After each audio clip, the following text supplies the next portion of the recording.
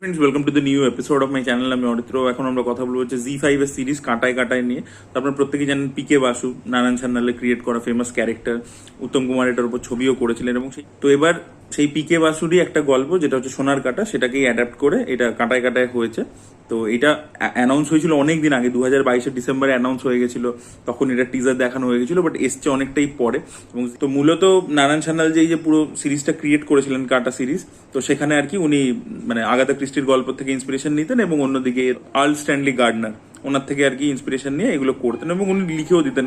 But অ্যাডাপ্টেশনগুলো খুব সুন্দর হতো, পড়তে খুব ভালো লাগতো। তো যারা দেখুন গল্পগুলো পড়েছেন তাদের কাছে কিন্তু এইটা মানে সত্যি বলছি অতটা মানে জমবে না আর কি। আচ্ছা, তার পরবর্তীতে হচ্ছে যারা খালি বাংলা সিনেমা সিরিজ দেখেন, আমি মানে অডিয়েন্স ক্যাটাগরি ভাগ করে দিচ্ছি। যারা খালি বাংলা সিনেমা সিরিজ দেখেন তাদের কাছে আমি বলবো যে এটা একটা ডিসেন্টলি ওয়াচেবল সিরিজ। কারণ এই যে গল্পটা মানে বেসিক্যালি তো এটা মাউস ট্র্যাপেরই অ্যাডাপ্টেশনটা খুবই ভালো, আমি লেখার মধ্যে বলছি।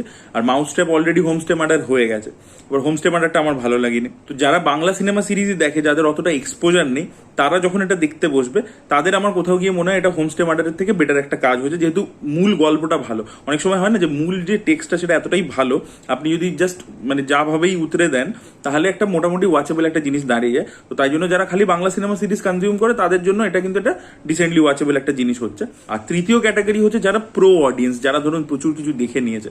কারণ এই যে ফরম্যাটটা, যে আগাথা ক্রিস্টির যে ফরম্যাটটা, এই ফরম্যাটটা নিয়ে তো প্রচুর কাজ হয়েছে। ঠিক আছে, আমাদের ইভেন মানে মাউস ট্র্যাপের ইন্সপিরেশন নিয়ে আরো একটা মানে সিনেমা বাংলাতে হয়েছিল সেই সময়, তো মানে অনেক আগে 60s আর কি।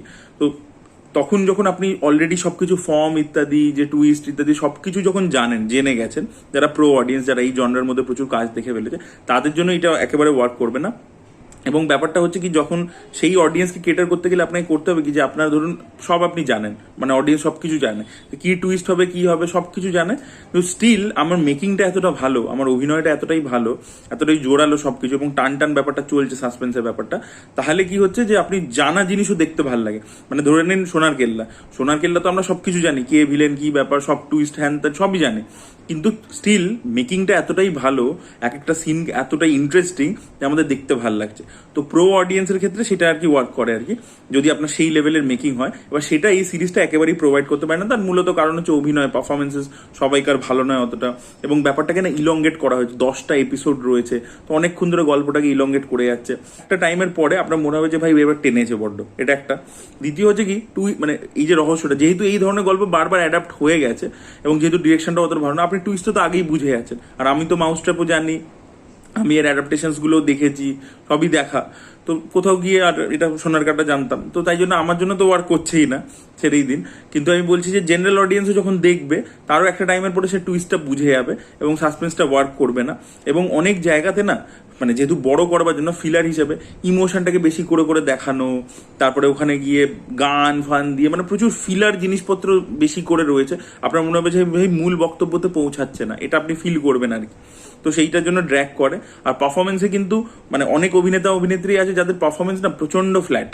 আর শাশ্বত চট্টোপাধ্যায়ের একটা প্রবলেম হচ্ছে, আমার মনে হচ্ছে ওনাকে মিসকাস্ট করা হয়েছে। আর আরেকটা হচ্ছে যে ওনার মেকআপের যে কাজটা ছিল সেটা কিন্তু খুবই দুর্বল হয়েছে, এবং বারবার আপনার চোখ চলে যাবে সেই মেকআপটার দিকে, মানে একটা নকল দাড়ি টাড়ি, তো সেটাও আপনার ভালো লাগবে না। তো সেই জন্য বারবার আপনার মনে হবে যে ভাই মানে জমছে না। তো ওভারঅল মিলিয়ে আর কি এক্সিকিউশন ওয়াইজ বা কিছু ওয়াইজ সেটা অতটা ইন্টারেস্টিং হয়নি, বা সিনগুলো স্টেজিং বা ক্যামেরা ওয়ার্ক ইত্যাদি। মানে দেখুন, নর্থ বেঙ্গলে চলে গেলে আপনি যেখানেই ক্যামেরা বসাবেন জিনিসটা দেখতে ভালো লাগে, সেইটাকে তো সিনেমাটোগ্রাফি বলে না। মানে আপনি একটা সিনের মধ্যে কিভাবে জিনিসটা করছেন, কি করছেন, সাজাচ্ছেন, স্টেজ করছেন কিভাবে, সেইগুলোর মধ্যে কোনো জান নেই, তাই জন্য প্রো অডিয়েন্সের ওয়ার্ক করবে না। আর আমি যে বললাম একদম আর কি, যেহেতু যারা একেবারে নোভিস, যারা একেবারে বাংলা কন্টেন্টের বাইরে কিছু কনজিউম করে না, তাদের জন্য এটা ডিসেন্ট একটা সিরিজ লাগবে আর কি। সো এটাই আমি বলে দিলাম। আপনাদের কি বক্তব্য অবশ্যই জানাবেন, যারা দেখে ফেলেছেন অলরেডি। আর যারা পিকে বাসুর ফ্যান, তারা যদি কেউ দেখেছেন, তারা কি হয়েছে, মানে তাদের কিরকম লেগেছে অবশ্যই জানাবেন। Thank you so much.